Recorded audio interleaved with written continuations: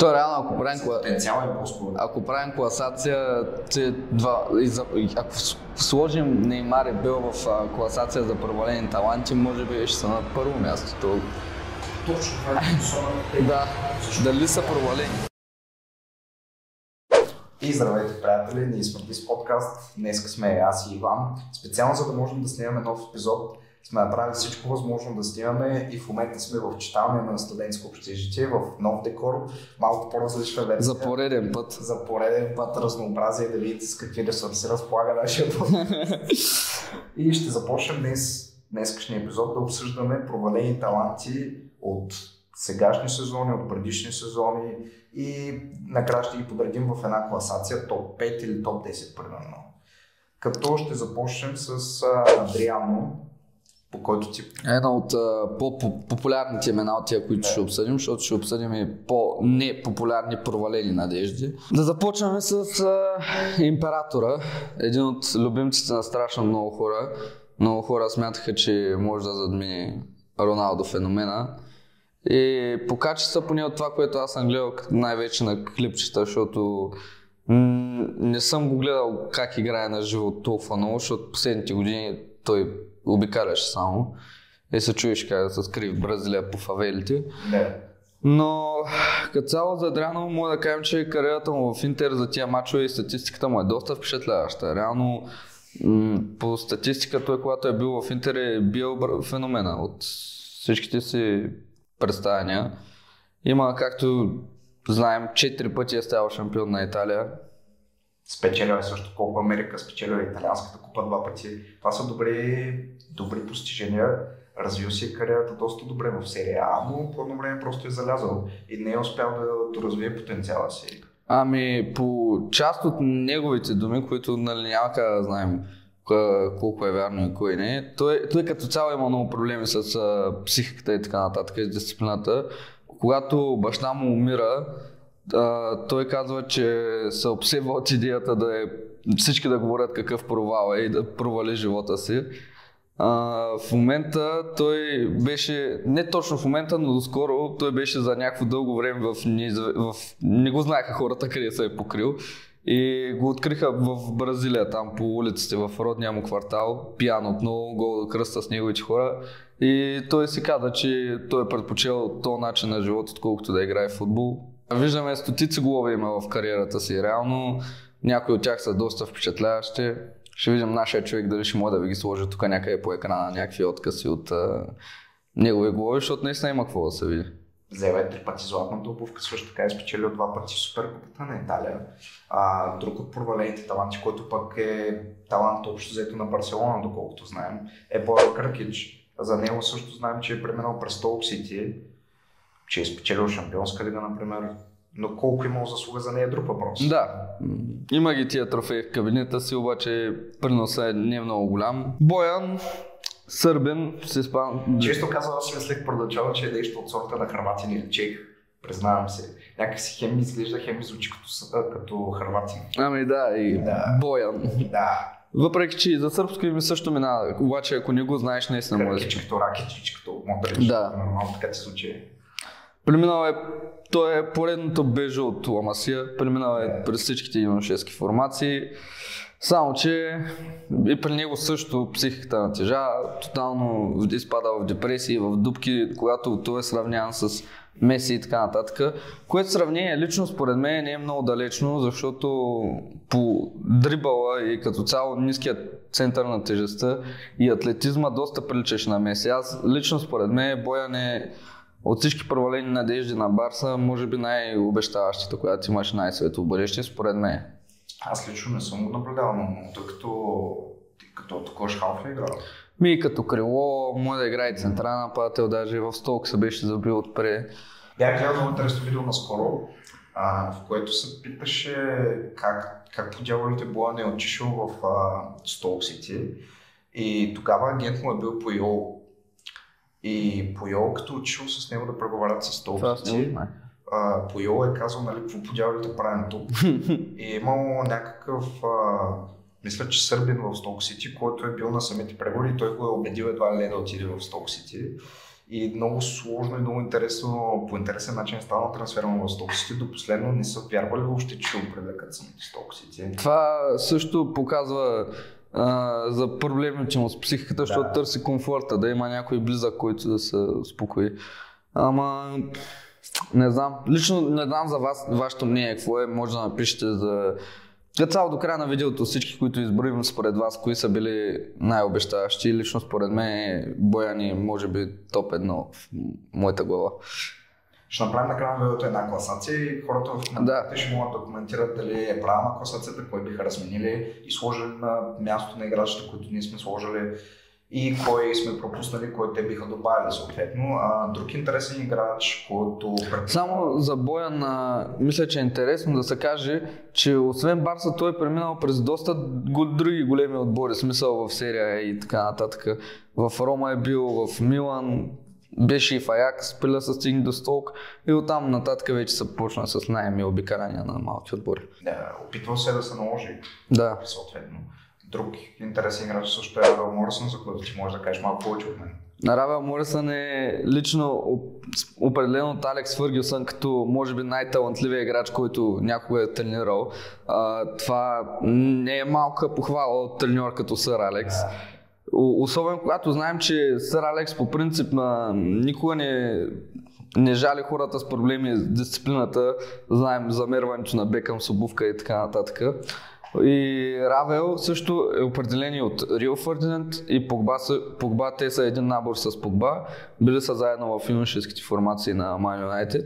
Това е интересно. И Погба казва, от целия мой набор във всички отбори в света, Равел беше най-добрия. Тогава.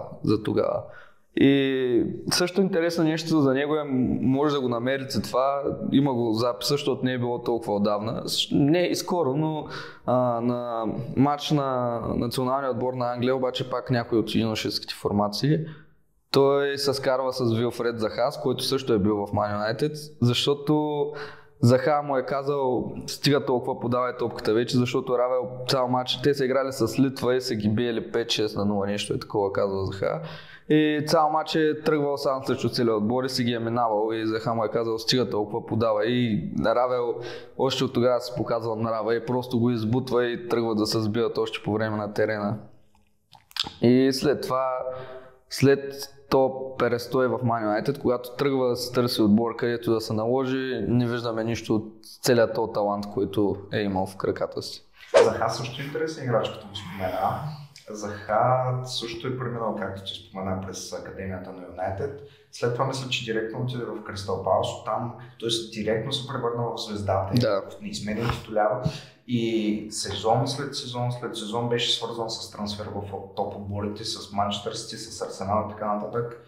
Като този трансфер така не се осъществи, защото Кристал Палас му сложиха една огромна цена, 80 милиона. И тогава никой не искаше да плати тази цена. И смея да кажа, че допреди 2-3 сезона, понеже в предното и по-предното видео говорихме за най-добър играч извън топ 6. Абсолютно. Според мен той допреди 2-3 сезона си беше най-добър играч извън топ 6 в Висшата лига. И просто всяка защита му и пешацките му да го спре и слагаха по двама играчи, както в момента правят с Сака и Салах. Аз съм много съгласен тук с теб, защото наистина Заха имаше абсолютно всичко, което може да имаш и за нападател, и за крило. Крачката му беше страшно огромна, техниката му за толкова здрав футболист беше на страшно високо ниво. Беше супер повратлив. Много малко хора можеха да издържат цял матч един на един с него, без Заха да пробие от някъде. Реално според теб можем да говорим, че Заха е провален. Абсолютно. С провалена кариера, защото се забива. Да. Реално той се заби от Man United в един средняшки отбор, стоеше там сезон след сезон, беше звезда, но той имаше потенциал за много повече. Той можеше да се види с просто око. След това отиде в Галатасарай, продължи там част от качествата си, имаше слухове за трансфер обратно в Кристал Палас, не се осъществи. В момента е в Олимпик Лион, не виждаме нищо специално от него, не чуваме нищо специално от него. Той прекара около 10 години може би в Палас, ако не е повече. Близо 7-8 години, не е малко. И също така от национална Англия, той стана национална Ivory Coast, на Кот д'Ивуар. Така че това е също един от интересните играчи. Друг интересен играч, който е бил в Висшата лига, можем малко да сравним Заха, е примерно Филипе Каутиньо. Филипе Каутиньо, който беше на път да стане едва ли не легенда Да, в Ливърпул. напълно беше готов да стане и според мен с Клоп щеше и да стане даже, защото Клоп го харесваше. Но... Клоп самия му каза, нали? Да. Ако останеш тук, че ще се превърнеш в легенда, ще има статуя на твое име, ти просто ще имаш статута на легенда, ако отидеш в Барселона, ще си просто поредната звезда, която или ще залезе, или ще си остане голяма звезда, но няма да е легенда, няма да е с наследството, с което оставаш в Ливърпул и което ти самия ще загробиш по този начин. Абсолютно. И малко е контравършъл като фен на Ливърпул да го казвам, но аз лично толкова много харесвам Заха, че виждам в него даже повече качества и от Филипе. Въпреки че Каутиньо, цифрите, които беше почнал да постига и въобще всички красиви голови, които е вкарвал, хубави пасове, за Ливърпул със сигурност, ако например се беше останал в отбора до момента, всички тия години, в които той се луташе и в Барселона, и в Байерн, след това и в Вила. Ако всички тия години беше в Ливърпул и беше се задържал самочувствието на водещия човек в отбора, а и с тези играчи, които дойдоха в Ливърпул след това и всичко, което постигнаха, ще да стане като една от най-големите легенди на отбора, според мен. За мен лично не може да се сравняват Заха и... На много различни позиции играят, да. Защото не само различни позиции, те реално са и много различни позициите, защото Заха общо дето си играеше ляво крило, Каутиньо много голяма част от кариерата си прекара на лявото крило. Но никога не е било това неговото място, според. Въпросът е точно, че Заха никога не е бил плеймейкър. Да. И затова си е чисто крилото. Просто създава хаос като крило и е опасен там. А Каутиньо беше по-универсален, беше и за крило, беше и за плеймейкър, но на него най-добрата му сила беше това да бъде плеймейкър и абсолютно. Е по-нисък, по-повъртлив, докато Заха е по-висок, малко повече разчита с дрибъл, а Филип е по-бързаше някакси и не го видяхме да прави много умения с топката, да прави различни неща. По-скоро бързаше с дрибъл малко като Меси и Роналдо. Да, по принцип е така. Малко като Меси и Роналдо. Ти имаш предвид, че просто когато е играл 1-1 или 1-2, е предпочел дрибъла, не финтове и така нататък. Предпочита дрибъл да заложи с рамото или... Да, по-простичко, да. Нещо по-простичко, докато Заха пробва с еластико. Да, това е така. И нали, точно хем той е по-висок, точно като Меси Роналдо в положението. Филипе Каутиньо след реално кариерата му започва в Вашко да Гама, оттам с грандиозен трансфер в Интер, още по-грандиозен в Ливърпул, преди това мисля, че премина и през Испаньол. Да. След Ливърпул го взеха в Барселона за мисля, че 180 милиона някаква. Колосална сума, която... Колосална сума, за да замести Неймар в Барселона, което не се получи. Което изобщо не се получи. Взеха и Гризман Барселона. Интересното е, че когато ние го взимахме от Интер, те в Интер изобщо не го харесваха. В смисъл, чудиха се как да се отърват от него. Да, беше с... Дори феновете на Ливърпул бяха, нали, що убиваме букулка на Интер и така нататък, аз си го спомням това. И те много и го мимваха, защото имаше една ужасна пръческа тогава. И той за Кай Хаверц отговоря. Да. Че убираме букулка на Челси. За другите... То ви обрахте на Сити букулка. Реално за другите трансфери от Челси, като Вратарче, като Уилан. Нито един не проработи. За тях може да се каже, че не е проработил, но за Кай Хаверц е малко по-различна ситуация. Да, и все пак... За Давид Луис също не проработи със сигурност, но за Жоржиньо и Кай Хаверц е по-различна ситуация. И все пак нито един от тях не е водещата фигура в отбора. Аз ги харесвам и двамата. Ами не, но той е в Челси. Но са ценни. Да, така е. И Жоржиньо, особено пък аз лично много харесвам, както и ти знаем. Трети за златна топка. За Каутиньо много интересно е, че отиде в Барселона, не успя да се наложи, взеха и Гризман, той не успя да се наложи, отиде Каутиньо в Байерн Мюнхен, срещаха се на полуфинал Шампионска лига Барселона. И ги наказа. И ги наказа, смисъл буквално Барселона платиха на Байерн, за да го вземат Каутиньо под наем. Да. И Барселона платиха на наем, платиха на Байерн Мюнхен, за да им вкара Каутиньо на тях самите. Това беше много смешно тогава. Да, и голяма част от заплатата му плащаха. Да, и много интересно, че в Байерн Мюнхен някакси му провървя на Кулчиньо. Същата ситуация беше и с Хамес Родригес, ако помниш. Да, но на Кулчиньо за определен период беше смисъл. И той за Хамес беше някакъв за определен период, защото му провървя и на Хамес, провървя. Хамес също може да включим в тази класация. Да, провървя на Хамес и на Кулчиньо под наем, но нито един не взеха за постоянно. Да. Беше много малко странно това. След това Кулчиньо му беше гласувано доверието на Емери в Астън Вила. И започна силно. Но издържа месец и половина. Да, в рамките на няколко месеца издържа и общо взето почна му залязва кариерата, понеже съм в Вашко Даган, откъдето започна самата му кариера. Да, и той сега там си ги разцъква, ама то там вече е приключил така. Той и Мемфис Депай разцъква, с рикошети. За друг талант на Ливърпул също мога да говоря. Например, Хари Уилсън, който аз лично бях гледал в мача на Дарби Каунти за влизане в шампионата. Новия Бекъм. Да, считаше се за новия Бекъм Хари Уилсън. Бях го гледал лично аз в мача на Дарби Каунти мисля, че аз набила точно, за влизане, за промотиране в Висшата лига, когато треньорът беше Лампард. О, да. И този мач го загубиха, но намери лично много добро впечатление ме направиха тогава Дарби Каунти. Много ги харесах и Хари Уилсън беше водеща фигура за тях и в този мач като цяло разбрах, че за Дарби Каунти, но не му провървя там. В Ливърпул голяма част от феновете не бяхме доволни, включително и аз, от отношението към него, защото реално в Ливърпул той влизаше и когато все още беше там, когато получаваше някакви шансове, дори в лесни мачове и така нататък, той влизаше или вкарваше гол от фаул, или създаваше нещо. Фаулите му бяха много добри на това момче. Да. Също много добро впечатление направи. И реално след Ливърпул отиде в Борнемут, където се възлагаха наистина големи надежди това момче и пак беше почнал силно. Вкара няколко фаула, мисля, че точно. Да, той като изпълнител на статичния е много добър, но да. Мисля, че беше взет под наем, след това се върна в Ливърпул, пак не го иска. Някак си никога не можа да хване вълната, това вкарва 2-3 гола и получава нали вълната и след това спад. Да, много е трудно постоянството, което затова е толкова велико постижение и не вярвам, че някога ще се повтори постижението на Роналдо и Меси да са двамата Никога.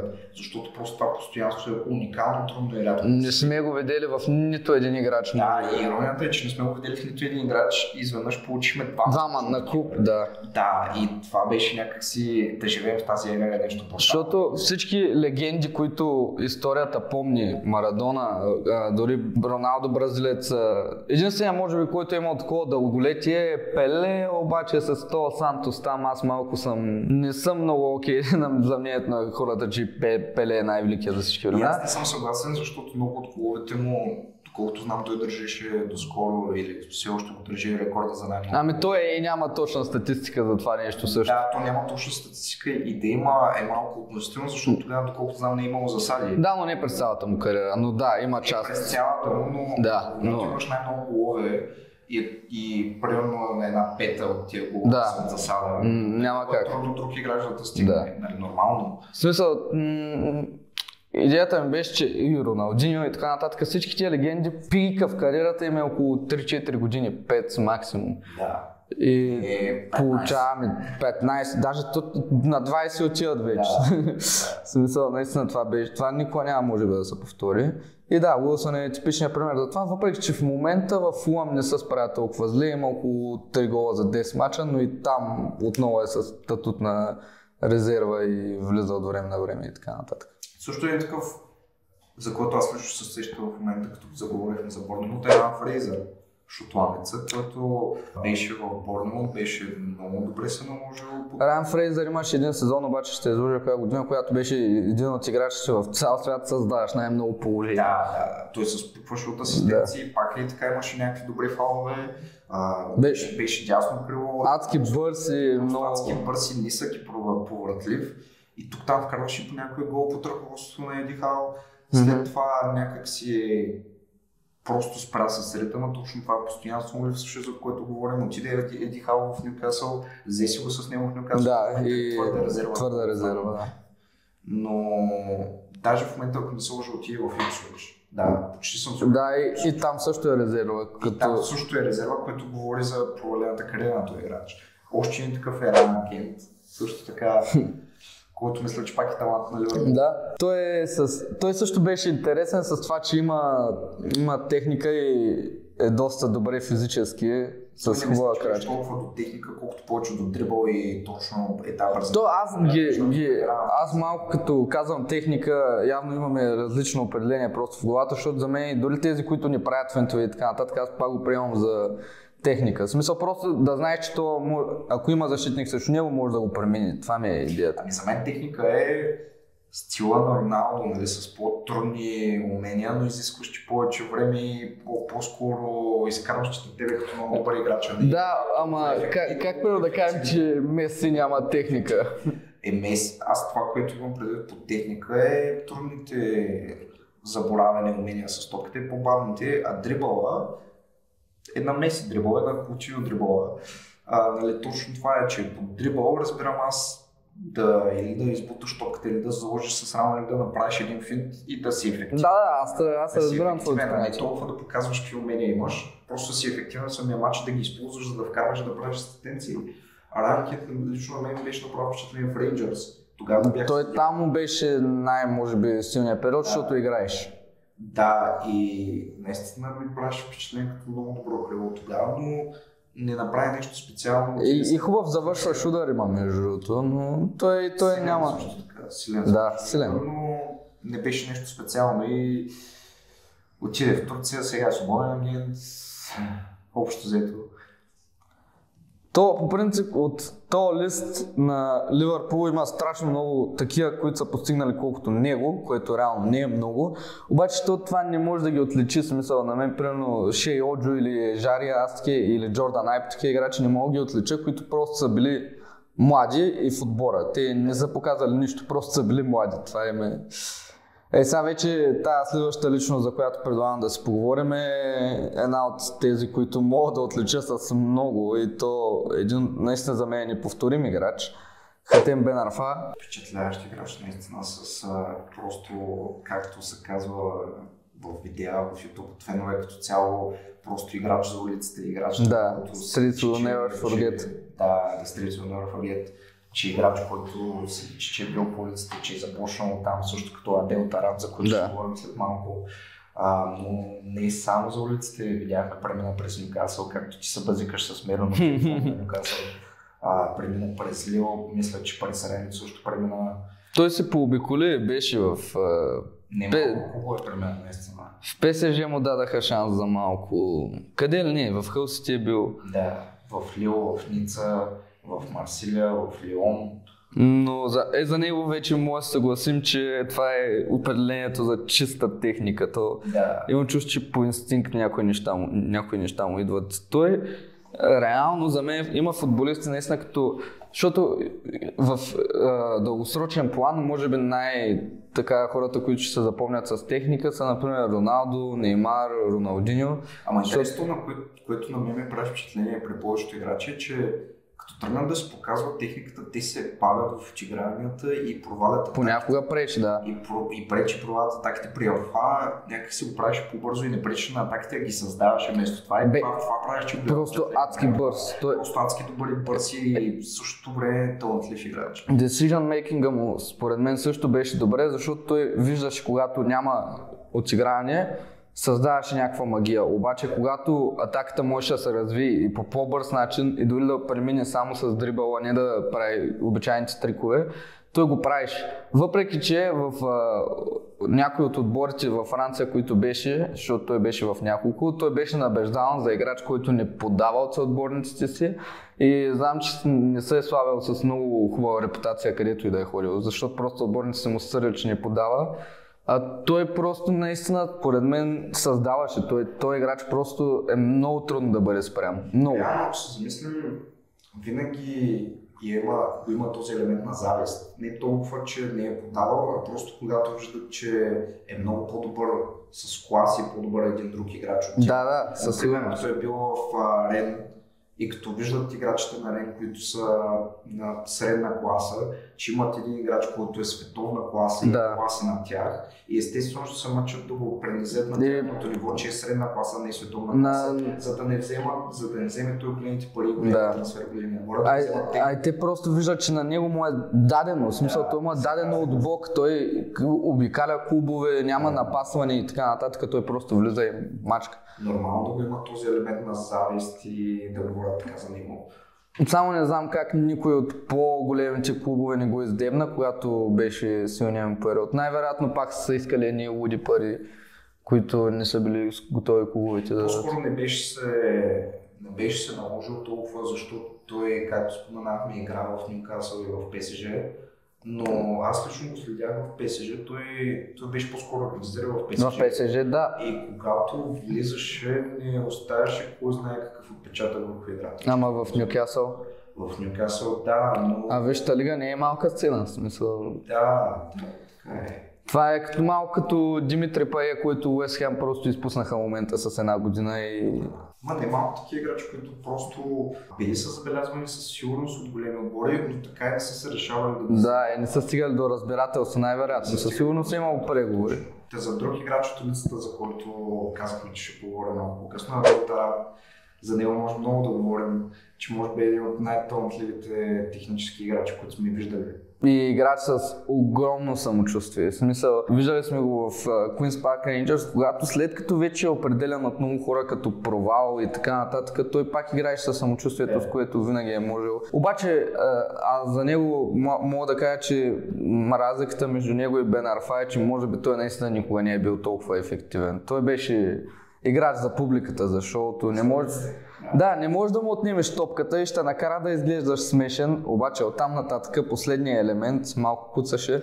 На мен, аз като се бях заинтересувал първоначално този играч, ми направи много странно впечатление, че в Бенфика играеш като дефанзивен халф. Да, това беше много странно. Това технически грамотен играч, едва ли не за мен лично е за офанзивен халф или за крило и го слагаш дефанзивен халф. Какво очакваш? Наистина не знам с този период, наистина не знам какво е това решение, защото той винаги се е играл крило в другите отбори, в които е бил. Той също е преминал през немалко отбори, както каза ти QPR, Queen's Park Rangers, Тотнъм, Фулъм, Милан, Генуа, Бенфика, както споменахме. През френски отбор е минал през Ленс. Със сигурност. Интересна цветуща кариера. Да, със сигурност. Но със сигурност не е развил потенциала си, затова и го споменаваме тук в тази класация. Абсолютно да, то идеята е за хора, които не са си достигнали потенциала. Но сигурност най-вече хората може би ще го запомнят с фанелката на Queen's Park. Да. И е национална Монако, също така да кажем. На Монако? На Мароко, да. На Мароко, понеже аз лично си мислех, че е французен доста дълго време. Той си ги има в там някакви френски корени, обаче просто е избрал да играе. Да, дори е записал мачове за юношеските формации на Франция, но и той подобно на Деклан Райс и Джан Грилиш се е сменил нацията и пък и на Заха също, както споменахме. Аз лично малко съм, според мен това нещо трябва да има някак се да бъде спряно с тази смяна на нас. Също в момента в Мароко, въпреки че беше по-навременно национална. И някакви Уилямс, нали, смени. И той е за Гана, мисля, че от Испания. Аз смятам, че трябва да бъде спрямо това нещо, просто като си избереш отбор да си стоиш в него. Да. Не може да се започна в едни юношески формации и после, примерно, според мен повечето футболисти това го правят от по-голямата нация, се връщат към по-малката, нали, освен Грилиш и Райс. Защото, примерно, и някой в Испания няма да играе титуляр и отива в Гана, не знам, не мисля, че трябва да е така. А и така, всяка държава пък, ако не могат също и от по-малката да ходят към по-голямата, ще има по-интересни мачове на националните отбори. Да. Смисъл, няма всички да се стакват в една и съща държава. Но мен е много интересно сега, като споделяме, това е Даки Уилямс и Предо Брахим Диаз. Както говорят испански и са испански национали, като си отидат в националните отбори в Монако и в Гана, на какъв език говорят, как се разберат с Сигурно се знаят родния език, обаче за някакви наистина той е бил в Испания винаги. Смисъл... Мисля, защото те цял живот са си прекарали тия две, специално тия двамата цял живот са си прекарали. Да, те са прекарали целия живот. Знаят испански, ганайски ли ще знаят, марокански или арабски или кой език. Не знам. За друг талант на Ливърпул можем да говорим. За Доминик Соланки, който ти не харесваш много. Много е слаб. Ама той и толкова талант, той не е талант на никой. Ливърпул реално не е излезнал от нашата академия, ние го взехме от Челси. Той е по-скоро на Челси надежда, която после стана наша надежда и ще остане вечна надежда. Да я знам. Сега в Тотнъм там се разцъква, не знам, има ли 5 гола от началото на сезона. Повече има, той в момента си е твърд титуляр за Тотнъм, когато е на разположение. Въпреки че имаше няколко 3-4 кръга, в които играе, в които нямаше гол, и тогава феновете бяха скочили срещу него. Анге Постекогл го защити, казвайки, че просто му трябва малък период. И точно след това интервю на Анге Постекогл, буквално от следващия мач нататък имаше 3-4 кръга, в които имаше гол. Да, аз спомням, да. И с Брайан Джонсън, който толкова атаки в социалните мрежи се наложи да се изтрие в социалните мрежи. Аз не знам защо хората нападат толкова Брайан Джонсън. В смисъл, на кой... Не искам да го казвам така да звучи грубо към него. Ако трябва да го сравнявам с Колушевски, който е титуляр, аз не виждам нищо специално и не виждам кой знае какви голови асистенции от Колушевски. Аз примерно предпочитам Брайан Джонсън. Но Колушевски не го атакува по същия начин. Да, ама и просто на кой му пука чак толкова много за Брайан Джонсън. Нито са давани луди пари за него. Мисля, че са дадени 40 или 50 милиона. Да, но не са 200 милиона, нали? Иначе, и това бяха някакви... Той имаше слаб период, половин година, в смисъл. Не знам, това нападение ми се струваше много странно. Лично аз Брайан Джонсън много харесвах в Нотингъм Форест. И той наистина беше някакси звездата, като не отих толкова. Що хората не нападнат Ричарлисон, примерно. Той не е на картата, Рич. Да, единственото, което направи е, че прокле Сити и то наистина взе, че са сбъднати хората. Да, и с неговото поведение запомняш се. Да. Както и до Мопей, примерно. Да, Мопей винаги. Значи просто да дразне. Да. Както и Вартиле също. Хай Хаверц, например. Дори и Джейми Варди. За Соланке мога само да кажа, че нали, той пекна последния сезон в Борнемут, в който беше. Обаче първия му сезон там и мисля, че дори втория беше нападателя с най-ниска статистика на полезно действие. Това мисля, че Борнемут още бяха в Чемпионшип. Тогава имаш един гол за 30-40 мача, нищо не правиш. Обаче последния сезон наистина беше някакси всичко, до което се докоснеше, се превръщаше в гол или в опасност, създаваше хаос и с тия селебрейшъни допълни хайп около него, защото просто хората се кефят на такива работи. Можем да кажем за десятката на Барселона, между другото. Един много интересен играч. И много интересно самото наследство, което оставиха Меси и Роналдо, съответно в Барселона и в Реал Мадрид, на самия номер на фанелката им не може да бъде дори близко до това да бъде заменено подобаващо. След Меси го наследи Ансу Фати с десятката. Сега ще коментираме за него. В Реал мисля, че Мариано Диас се изради, Азар се изради и нито един от тях не е. И сега е във Вини. Сега е Вини, който също не е близо до това, но даже не е толкова близо. Не е близо. Не е кой знае. Реално, аз като един от най-големите фенове на Вини в света, Гризман има повече голови асистенции от Вини за периода, в който двамата играят. Това е за какво говорим. Но Ансу Фати има много интересна кариера. Толкова е интересна, че направо да ни кажеш на никой. Реално дълго време беше читан за новия Меси, за наследника на Барса, за звездата на Барса. Едва ли не Ансу Фати беше читан за това, което Ямал е в момента. Да. И което... Абсолютно. Ямал направи, се очакваше от Фати, но Фати просто го съсипаха контузии и повечето му голове бяха чиста смет. На талант. Да, бяха чиста смет головете му, буквално. Да. Аз също съм на това мнение. Буквално 2 метра от вратата повечето му голове, просто с някакъв късмет се отбава точно там в точното време. Хората са оверхайпваха някакви пробиви, които са просто лоша игра на защитниците в повечето случаи и страшната му скорост. Реално Фати не е като да е нямал начинки да стане, може би не е звезда, но е един от футболисти, които са служили вярно на Барса, защото като започнеш на 17 години, имаш преспокойно време да си развиеш кариерата в този отбор. Обаче цялата тая тежест с десятката, цялата тежест на това, на всички очаквания от феновете и то точно в период, в който Барса търси като удавник за сламка да се хване за нещо.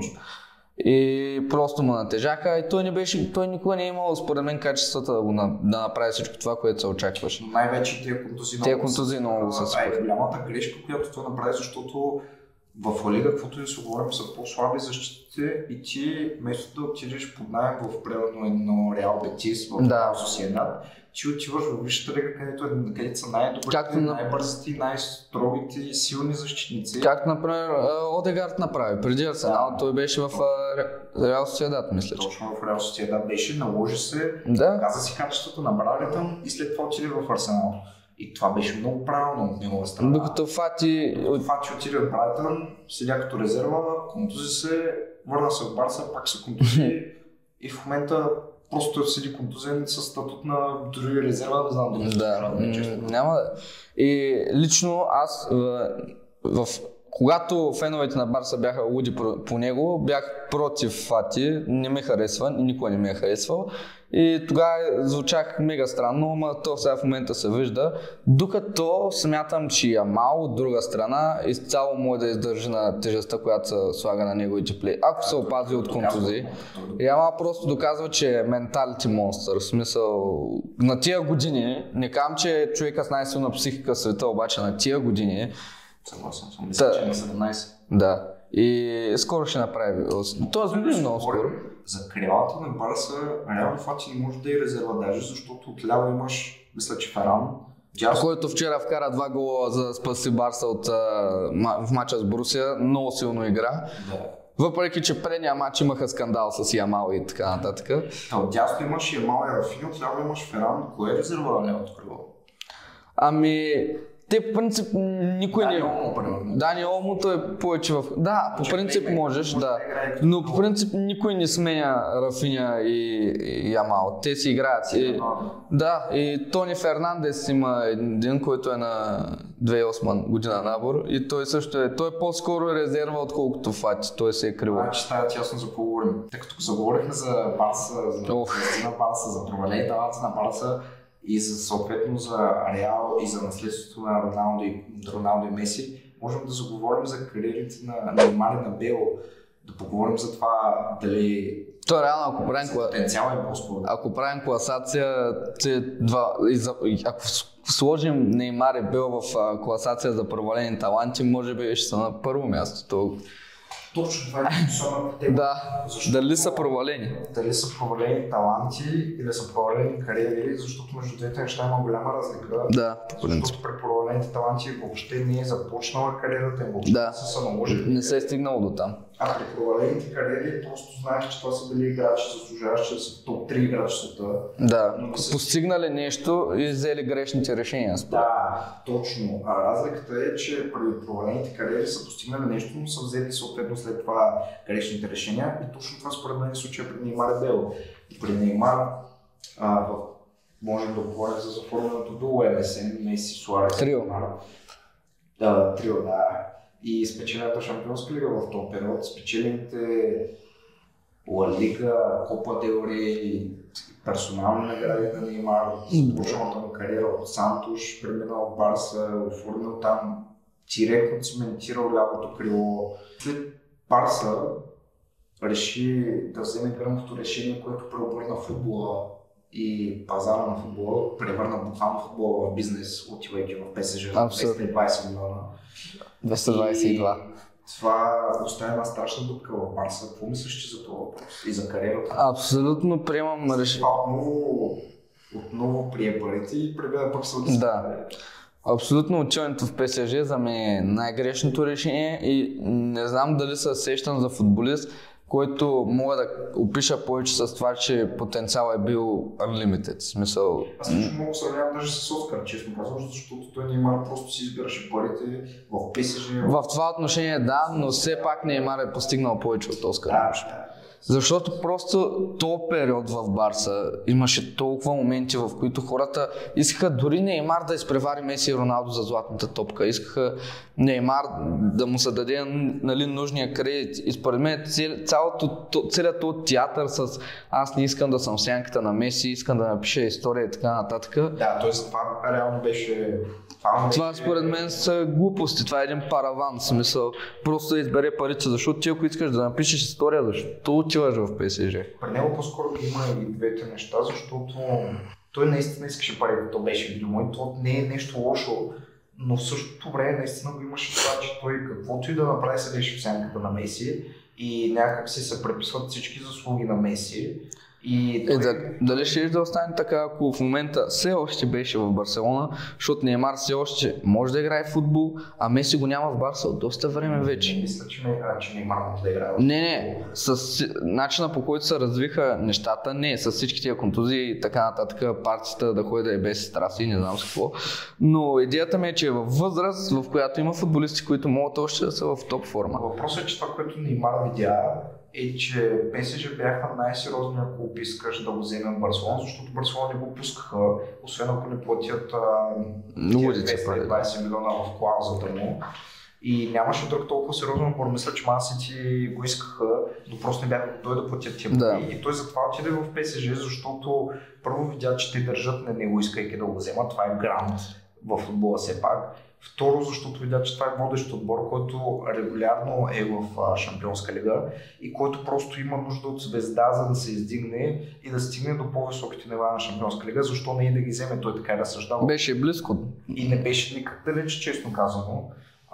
Но също така ПСЖ главната причина да го вземат е факта, че направиха Барселона този знаменито брат срещу ПСЖ, на който всички станаха. На който и Неймар беше един от основите на този брат. Той помня, че беше реално основата самата на този брат. Но също така и вратаря Кевин Трап, между другото.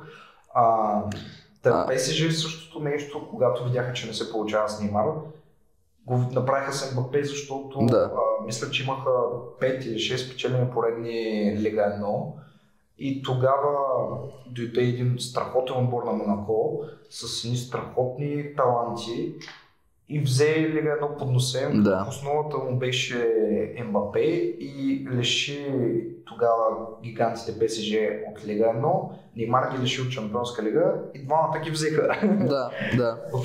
Наистина това да се случи. Аз му обаче за Неймар да кажа, че колкото и нали тая кариера да е провалена и така нататък, според мен МСН е най-великото трио в моята глава, което футбол е виждал някога. В смисъл... Точно това можем да обсъдим. Дали Бейл, Бензема и Роналдо, BBC, дали са били по-добро трио, дали са били на същото ниво, дали Бейл е направил грешка, като се махна от Реал. Той мисля, че първи се махна от самото трио. Но когато се заформиха двете триота, МСН си доминираше лично според мен и Шампионска лига, турнира на Реал, тогава Барселона. Не съм съгласен, защото Бейл, Бензема и Роналдо мисля, че спечелиха 3-4 поредни Шампионски лиги. Да, 2015-та взеха Барса, но това е единственото реално постижение на МСН и заедно с една-две Ла Лига взети. Това, че според мен BBC беше по-добро трио лично, според мен, имайки предвид трофеите, които постигнаха. Не една-две Ла Лига. Добре, това е интересна тема. Аз лично не съм допускал дори мисълта, че някой може да каже, че са близко двете триота, понеже не знам цифрите от всякъде на МСН бяха по-добри, а Шампионска лига виждаме, че Реал я печели на лягане и на ставане, в смисъл, който и да е там, то отбор е орисан да я печели. Но BBC спечелиха 5 Шампионски лиги, докато МСН една за по-горе.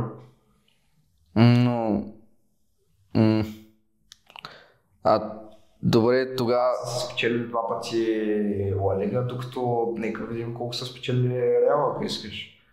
Със сигурност Барса, докато Меси е бил там, имат 10 Ла Лиги от 13 години. Как и да е, това е тема за друг епизод, за по-дълго. По принцип, да.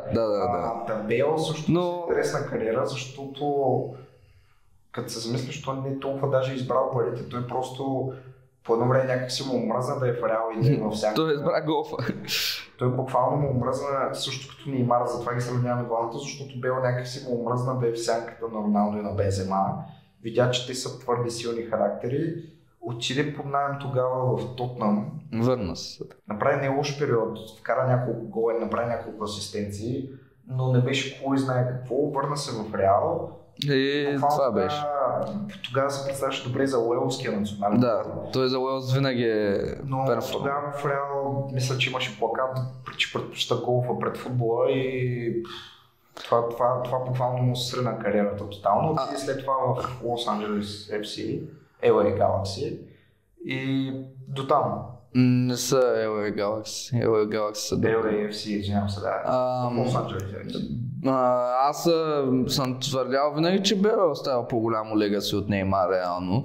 Но тук според мен е въпроса на характера на Неймар. Но Бел е наистина зашеметяващ футболист. В смисъл той не е като просто да... Един брилянтен гол, който имаше точно мисля, че също Барселона, тръгвайки по тъча, срещу Марк Бартера, когато го изхвърлиха на пистата. Не беше ли също Масчерано? Не, Бартер беше. Ами Бартера го избута тогава едва не на пистата и Бел пак го изпревари, стигна топката, която беше много пред него, отиде и сам се вкара гола. Между краката на вратаря. Такива слова голове и такива фалове също, както Хари Уилсън ги забелязват. Гол каталога на Бел има всичко. Да. Всичко. Той е страхотен удар и не случайно беше много дълго време, много водеща фигура в Уелския национален отбор. Да, и той е първият човек, който ги класира на големи форуми и така нататък. Също за Интер, за Тотнам срещу Интер като ляв бек вкарва за 2 мача в Шампионска лига, мисля, че 4 или 5 гола в единия матч прави хеттрик. Той в периода му в Тотнам беше, преди да премине в Реал, който също щупи трансферния рекорд тогава, този трансфер, 100 милиона, които в днешно време не звучат толкова много на фона на 220. Това започва от Неймар, като спомена. Да, Бел беше първият трициферен. 100 милиона даваха Реал за него и според мен те пари се изплатиха, защото няколко пъти има гол на финал в Шампионска лига и то е много важен гол. Също, те са 2 гола даже, един е задна ножица на финал на Шампионска лига. В смисъл, колко футболиста могат да се похвалят с това. Също срещу Атлетико Мадрид една от годините, мисля, че Атлетико водиха и той започна обрата или вече беше станал обрат и той вкара с гола, но знам, че има и срещу Атлетико гол на финал на Шампионска лига. Просто цифрите също изобщо не са слаби, в смисъл. Така е. Нещо интересно, което можем да кажем за Бел, е, че той от академията на Саутхемптън беше започнал, мисля, че като ляв бек. Да, той си е бил бек. Можем да го съпоставим с Сака, защото не знам доколко се запознава. Букао Сака запознава. Да, знам, че е бил бек. И ето, че е най-интересна съпоставка. Първите му професионални мачове, в първия мач на Артета Букао Сака беше ляв бек. Това е нещо интересно, което може да не знаеш. И е интересно да споменем няколко думи за самата академия на Саутхемптън, защото примерно Садио Мане, Върджил Ван Дайк тръгнаха от Саутхемптън. Само, че Ван Дайк не е от академията. Мане също. Но проби... Да, проби в футбол. Мане, но пробиха реално от Саутхемптън. Да, така е. Което е интересно и не са никакъв лошък. Саутхемптън в доста периоди са били интересен отбор за разлика от в момента. Защото там просто има някакви имена, които са изпъквали, Грациано, Пеле, примерно. Да, но това не е, защото те си купували звезди, точно за това, че бяха добра академия. Да.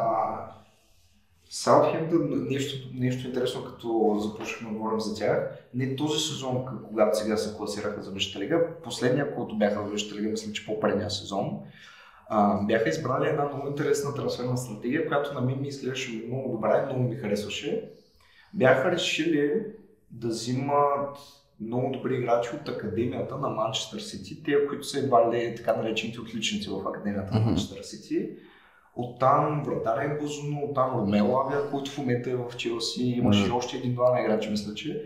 И на мен ми изглеждаха добри и не случайно Ромео Лавия се наложи там и отида в Челси в момента. За такива пари. Да, и то за такива пари и се колебаеше между Ливърпул и Челси. Като говорим за интересни академии, за провалени отбори, може да говорим за състава на Монако. Също така, където, както споменахме, Ембапе им взе Лига 1 на ПСЖ и това беше причината да отиде при тях. В този отбор бяха Бернардо Силва, Фабиньо, които също се наложиха в Висшата лига, Бенжамен Менди, който беше в Манчестър Сити, но беше осъден. Това е провален талант, и провалена кариера, и провален живот, може би. Да, за Тома Лемар мога да говоря аз лично. Нещо много интересно, в трансферния сезон, мисля, че на 2018, помня, че беше зимата, Арсен Венгер беше в един предпоследния си или последния си сезон тогава и тък му се беше тръгнал Алексис Санчес или щеше да се тръгва и се чудеше Арсен Венгер кой да вземе, за да го замени и точно тогава, в последния ден на зимния трансферен прозорец, искаше да вземе Тома Лемар, за мисля, че... Да, имаш нещо такова, да. 80 милиона. Спомням се тази сага. И Тома Лемар беше тогава на лагер с френския национален отбор. И в последния ден на трансферния прозорец от нищото дойде една оферта за 80 милиона за Тома Лемар. От нищото буквално, нямаше дори слухове за него. И бяха на курсом да го вземат, не успяха да го вземат, след това отиде в Атлетико Мадрид. Не се наложи и се оказа правилно решение да не го вземат, защото просто беше паническа покупка. Да, буквално паническа. За Хамес също можем да говорим, който също премина през Монако, също е с много интересна кариера и може да се спори дали е провален талант. Провален талант си е за мен. Провален талант не бих казал, но според мен е провалена кариера, защото колко силни сезона има за. Премина през Монако, премина през Реал, премина през... Той се наложи 2014 със световното, с фамозния си гол. И с това, че взе златната обувка на световното. И с това, че взе златната обувка на световното, отиде в Реал и си игра, мисля, че един или два сезона там, отиде след това в Байерн. Както казахме за пробива му там, но след това някак се изгуби. При Хамес, това, което мен лично... Стигнал кой знае какво. Да, това ми е идеята. Ама той буквално за мен в Реал, той дори нямаше то спад във формата, който да го изкара от отбора. Те просто се отказаха от него по някаква причина. Той даваше добри представяния постоянно. Той беше адски креативен, удар, техника, пас. Имаше всичко за да играе на тази позиция според мен. И Реал дори тогава почнаха налагат Иско, така просто, защото е испанец според мен. В смисъл, не знам защо така се получи при Хамес. После в Байерн също виждахме, но там по-скоро бяха вече проблясъци. След това с този трансфер в Евертън тотално, аз не знам. Беше интересен трансфер. Да. Мисля, че беше когато Анчелоти. Да, точно. Той Анчелоти тръгна да прави някаква селекция и хората мислиха, че Евертън ще се дигнат и... Да, и пак беше направил в началото един добър период, пак някакви проблясъци, пак до там. Друг интересен играч от Монако, за който можем да говорим, е на Марсиал. Точно това трябва да дилемата около това играч в Манчестър Юнайтед. Футболиста с клауза за златна топка. Това е абсурдно. Това е първият такъв футболист и в договора му има клауза, че Монако взимат някакви луди пари, ако Марсиал вземе златна топка. И тази клауза е създадена, защото Ман Юнайтед са искали да му вземат малко по-малко пари, защото Монако са му искали много пари, защото той също мисля, че е Golden Boy winner за някоя година. Обаче това е абсурдно, няма друг с такава клауза. И защото те са смятали почти сигурно, че ще вземе златната топка Марсиал на този етап. Ако ние в Монако да са вярвали, че той е по-голяма надежда от Ембапе, когато са го дали на Ман Юнайтед, защото беше малко преди това. Лично според мен, ако имаше такива качества, щяха да се покажат в един момент. Не малко шансове са му давани на него. Той не е просто... Достатъчно му но просто не успя да се наложи. Да. Ако решим да сравним академиите на Дортмунд, на Спортинг, на Монако и Аякс, ако си бяха задържали всички играчи, според теб, коя ще е най-добра? Помним също и Бенфика, можем да служим там. Помним сезона на Аякс, първо, че бяха и на финал за Лига Европа, след това и в Шампионска лига, колко добре отидоха на полуфинал, когато загубиха от Тотнъм, мисля. И в Аякс имаше страхотни играчи, като Френки де Йонг, като Матеас де Лихт, като Андре Онана, като Мазрауи, като Талиафико, като Нерес, като Зиех, като Френки. Интересни играчи. Лично според мен за академия, аз бих казал може би Аякс, понеже в повечето други отбори, които ти ми изброи, те верно са имали фамозни отбори в даден момент, но тези играчи, които са били в тези отбори, не са баш от академията. Добре, като най-добър отбор, ако не си бяха продали играчите, Как мислиш? Измежду Монако, Аякс, Спортинг.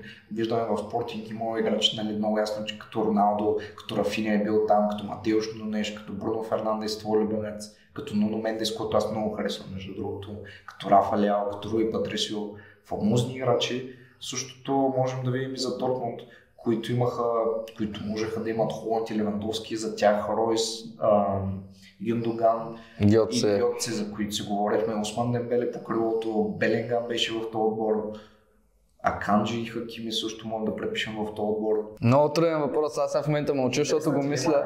Да, мисля го. И някакси не мога да преценя, защото те играчи, нали, в различни периоди са играли, но не знам, труден въпрос. Добре, ако може би реално при Дортмунд и при Спортинг в различни периоди са играли, затова по-скоро тях ще ги изключим. Ако сравним Аякс и Монако с тия отбори фамозни от играчи, които бяха... Може би Монако, според мен, защото повечето от надеждите на Аякс флопнаха след това. И не се знае за колко не се знае за колко дълъг период. В най-добрият период в лигата, когато Монако взеха Лига 1 и Аякс, когато бяха на полуфинал в Шампионска лига. Кой би предпочитал? Лично аз... Не говоря за кариерите им след това. Да. Самия... Аз все пак може би бих избрал Монако. Просто има Ембапе, колкото и да го мразя, всички знаем какво е постигнал. На Хамес съм голям фен, на Бернардо съм голям фен и те играчи тогава заедно играеха добре, което значи, че може би щяха и да се продължат да играят добре. Аз лично никога не съм бил толкова голям фен на почти никой, който е излизал от Аякс. Хората, които съм харесвал, които много съм харесвал, са Френки, Антони и Де Лихт. Антони беше много интересен играч, между другото, но Хаким Зиех е също интересна дилема, защото това момче беше фамозно в Аякс, отиде в Челси, направи много добър проблем в началото, правеше фамозни голове, красиви асистенции, страхотни центрирани, диагонални подания, фаловете му бяха брилянтни, аз много харесвах. И в състава на Монако също беше отличителна звезда, заедно с Хакими доста дълго време. Имаше там един скандал с треньора, мисля, че беше, и го махнаха там. Мисля, че беше свързан по време с русата къса коса. Имаше един такъв проблем в марокканския национален отбор. Няколко играча бяха с руса коса и те там са си играли хората мюсюлмани. И просто им отказаха да играят, докато не си махнат русата коса. Аз мисля, че имаше и нещо намесено с вътрешната политика на Мароко, ама не съм напълно сигурен. Аз спомням за скандала, ма дали е било само заради косата да е. Така, ти смяташ, че са Аякс ли? Ами аз съм по-скоро за Аякс, честно казвам. Аз съм по-скоро за Аякс. Монако също бяха страхотно отбор, видяхме ги в Шампионска лига с головете на Фалкао и на Ембапе, на нищо правиха Дортмунд, на нищо правиха Манчестър Сити. Но Аякс лично на мен като стил на игра и като отбор някакси повече ми харесваха. По-задружни бяха, по-изчистен футбол някакси играеха. Монако бяха Ако трябва да ги сравняваме като два отбора, този отбор на Монако и отбора на Аякс, на мен лично са ми като да сравняваме играта на Манчестър Сити и играта на Ливърпул, защото Монако бяха някакси точно като Ливърпул прикоп, някакси по-пресиращи, по-контратакуващи. Аякс, особено с Френки де Йонг състава си, бяха и с Андре Онана, разигращия врата, бяха по-съсредоточени в притежанието на топката. Да, и в по-простата игра. И в така наречената тук-там тики-така, в по-простата игра. Точно както Йохан Кройф го е казал, най-трудното нещо в футбола е да играеш просто. Да, така е. Това е най-изкуството на футбола. Мисля, Пиро също има подобно изказване. Футбола е проста игра за умни хора. Тоест, умно решение е да играеш просто в много големи моменти и това носи много дивиденти. Аякс по принцип се славят че са реално клуб, който заради държавата, в която играе, според мен никога няма да бъде един от големите отбори в света. Обаче е визионерски клуб. В смисъл, там Кройф сме виждали какви чудеса е правил. Клуб, който винаги поднасял нещо интересно на хората, когато най-малко очакваш от тях. И просто това да генерираш сезон след сезон по един отбор играчи, които да разпрачиш света, защото всеки е нещо впечатляващо. Но аз съм си за Монако. По-атрактивен футбол ми се струваше, че ако тия два отбора продължат да си държат играчите. И просто аз съм прекалено голям фен на Бернардо, на Хамес, на Марсиал. Тогава ми харесваше наистина. Отбора беше за мен много готин. На тия холандци аз не съм им голям фен. Но да, това е. Съгласен съм. Аз ти предлагам, понеже се проточи подкаста, да направим утре част втора, в която да обсъдим играчите, които аз съм подготвил и да направим тогава една класация. И акцентът днес да бъде върху Аякс и Монако, защото това беше доста интересна тема. И утре ще продължим с втора част на подкаста днес. Коментирайте долу какво мислите за нашите играчи, кои бихте добавили, Да, дали има някой, който според вас сме пропуснали. Да, какво мислите за сравнението между Аякс и Монако, което споменахме, дали сте съгласни с нашите мнения. За кариерите на Неймар и Бел. Точно, и какво бихте добавили вие. И очаквайте втора част съвсем скоро. Също така харесайте и коментирайте. Да, това ще кажа. И някой да шибат тъпата камбана. Довиждане.